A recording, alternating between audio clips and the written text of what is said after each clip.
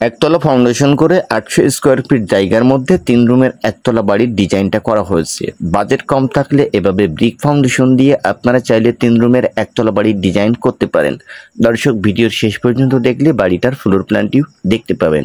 Foundation থেকে ছাদের নিচে পর্যন্ত কাজের জন্য টোটাল কত টাকা খরচ হয়েছে, কত গাড়ি ইটের প্রয়োজন পড়েছে, কতটুকু রডের প্রয়োজন পড়েছে, বিল্ডিংয়ের দৈর্ঘ্য প্রস্থ কত, কিভাবে মজবুত একতলা ফাউন্ডেশন করে গ্রামের ভিতরে সুন্দর মানের 3 রুমের একতলা ভবন করবেন, ভিডিওটি দেখতে থাকুন।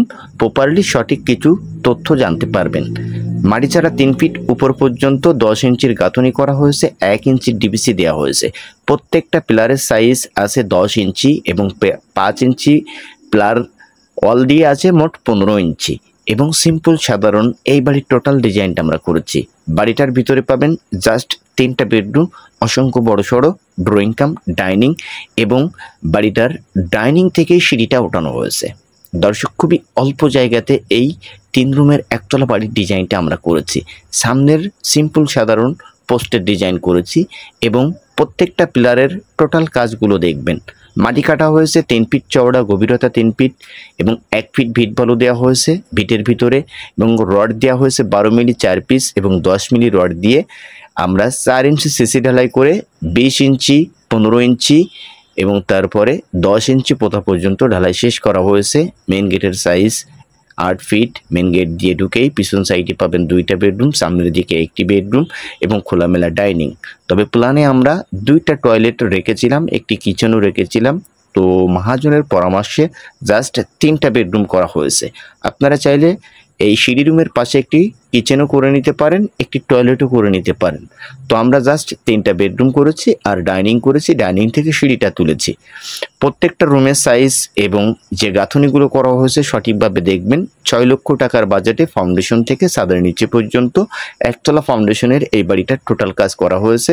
লিন্টনে আমাদের 300 কেজি রডের প্রয়োজন পড়েছে, নিচেতে 200 কেজি, মোট 500 কেজি রডের প্রয়োজন পড়েছে এবং মোট বাড়িটার এতটুকু কাজের জন্য ইটের প্রয়োজন পড়েছে মোট 22,000 পিকেট সহ।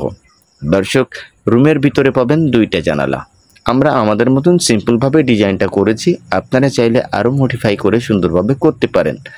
তো এই ধরনের একতলা বাড়িতে অনেকেই বলে ছাদ দেওয়া যায় না, তো এই বাড়িটা কিন্তু ছাদ দেওয়া হবে, টিন সেট করলেও টিন সেট করতে পারবেন।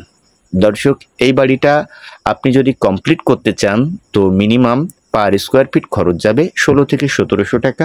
ছাদ দেওয়া পর্যন্ত 10 লক্ষ টাকার বাজেট আসতে পারে। তো দেখুন, এই ডাইনিং থেকে সিঁড়িটা ওঠানো হবে। ডাইনিংয়ের ভিতরে কিন্তু প্রচুর পরিমাণ জায়গা আছে। তো আপনারা চাইলে একটি কিচেনও একটি টয়লেটও করে নিতে পারেন। খুবই কম জায়গাতে এই বাড়ির টোটাল ডিজাইনটা কিন্তু অসাধারণ হবে। তো দর্শক, এই ধরনের বাড়িগুলো গ্রামের ভিতর খুবই জনপ্রিয়। সিম্পল সাধারণ বাড়ির সামনে একটি পোস্ট। দেখুন, এটা হলো টোটাল বাড়িটার floor plan. 800 square feet, 1% 83 point জমি এবং এখানে প্ল্যানে আছে 2টা বেডরুম, একটি কিচেন, 2টা টয়লেট। তবে আমরা করেছি জাস্ট 3টা বেডরুম, টয়লেট কিচেন করিনি, ডাইনিং থেকে সিঁড়িটা তুলে